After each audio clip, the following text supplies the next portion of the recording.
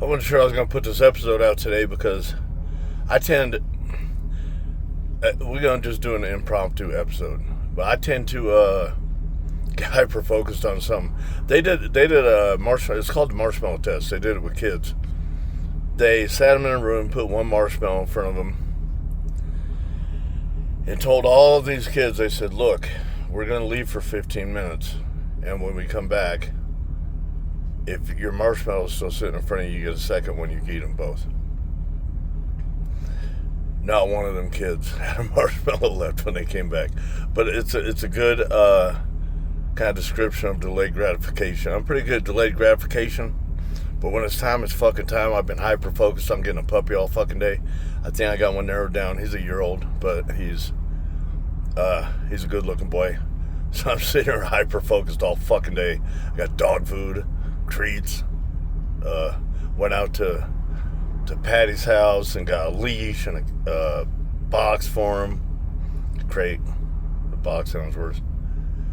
And collar and shit like that, toys. So he got a little welcome package. If I ever get him, this dude's fucking slacking, man. Down here by where I live, everyone's pretty fucked up and they take their fucking time. Anyways. Alright, so I'm going to tell a story. I'm going to tell a story real quick. Actually, first of all, no, I'm going to tell a fucking story. I'm going to tell a goddamn story. All right, so about a year and a half ago, I'm leaving the gym. I'm out the gym. And I was kind of actively dating at the time. You know, I gave dating app a try, which dating apps, I hate dating apps. But I was talking to a woman on a dating app, maybe for a couple of days. We got together once, just took a drive.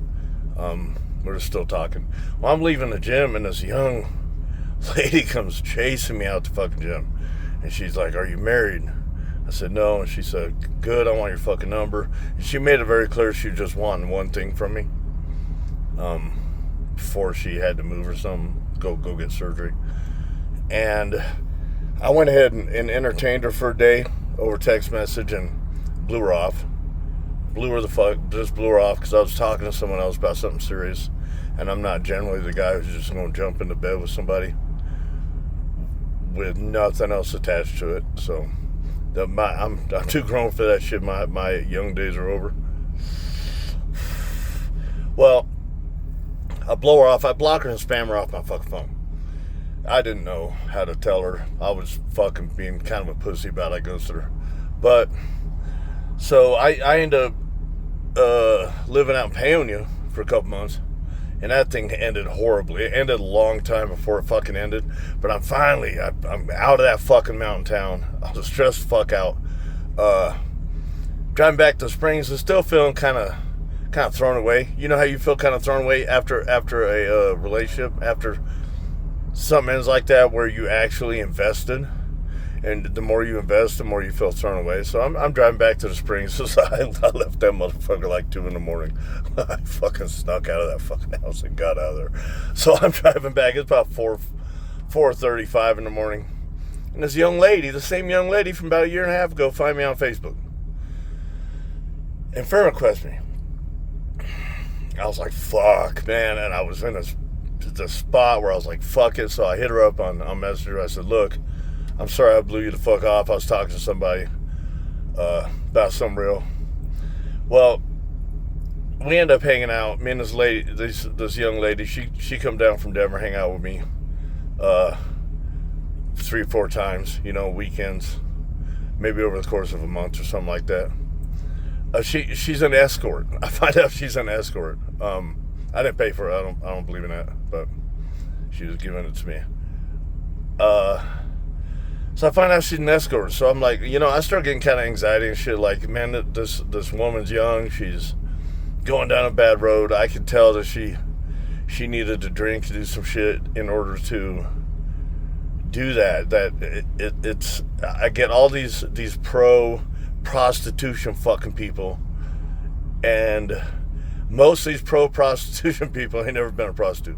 And they don't even have any dealing with prostitutes, so, or sex workers. So I start to kind of psychologically analyze this woman.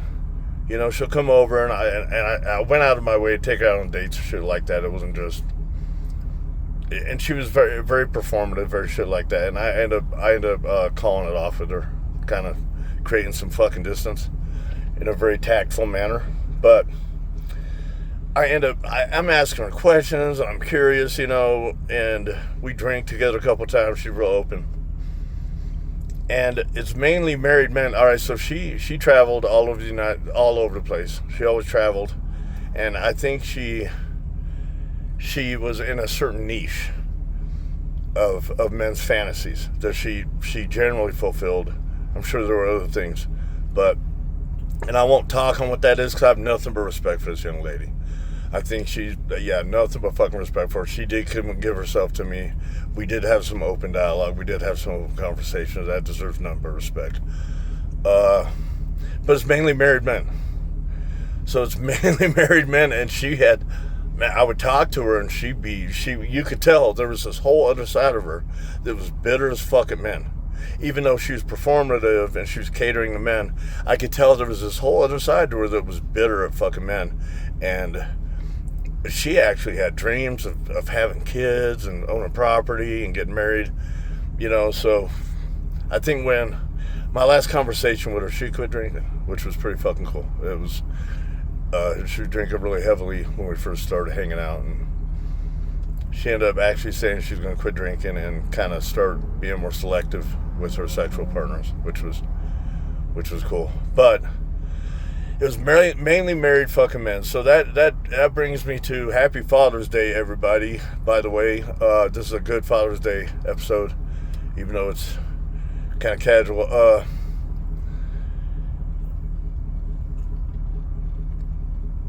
Sons who grow up in a single mother's household, all right, a single mom household, single mother, they are statistically more likely to develop a drug addiction or go to prison than they are to finish college. And that's just the way it is. Women tend to fare differently. They fare better in a single mother household, but boys have it rough. Boys do not grow up well. And part of what boys go through when they do grow up in a single mother household, and I talked about this with my buddy, I think a week ago, is they tend to pedestalize women. And we all fucking know, if you're dating and you're pedestalizing anyone, either a man or a fucking woman, you're gonna get your ass handed to you. So they tend to pedestalize women. They don't see that whole other fucking side of it, right? Where men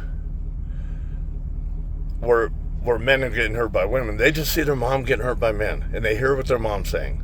Okay, so on top of pedestalizing women, all right, and growing up extremely naive, and they normally get their heart broke over and over and over because they got kind of that skewed half version of what life looks like with romantic relationships. There's something called the Madonna Whore Complex, okay? And this leads right into, well, let's talk about with that escort, with that sex worker. And I don't know if it's causation or correlation coming from a single mother household, but they pedestalize women, and so when they do get married and they're able to make something work, they do get married. And I pedestalize women forever. I got my fucking ass handed to me. When they do get married, they tend to pedestalize their wife. It's almost the same feeling they have toward their mom, all right, because they grew up in a single mother household. So they pedestalize their wife, and they I don't know how to say this over video without sounding kind of harsh, but they pedestalize their wife to the extent, okay, so women want to be respected, but I can't say it that fucking way. God damn, I'm going to get so much heat for that. All right. Women do not want to be sexually objectified, but they want to be sexually objectified by the man that they like. So, the Madonna Whore Complex, his mom's like a Madonna, right? He puts her up on a fucking pedestal, his wife. Okay, his wife is like the Madonna. He puts her up on a pedestal. And in doing that, he does not fuck her the way that he does not truly release himself, unleash himself, I guess. This is hard to talk about on fucking video. I'm going to start blushing. He does not fuck her and go through all the fantasies and shit that the way he wants to fuck her, okay? Because he's got her on a pedestal. So it's kind of like he's making love to his wife and he's going to fucking an escort. So that's the Madonna Whore Complex in a fucking nutshell. If anyone knows any more about it, please add to it. And this is actually very, very prevalent with men, to where, and if men only knew, and to the guys, listen to this, there's a book you should read. It's called My Secret Garden. I don't remember the author. It's a woman, and it is a compilation of female fantasies, and it will fuck you up. Women are far dirtier than men. But anyway, so yeah, it's Madonna Whore Complex.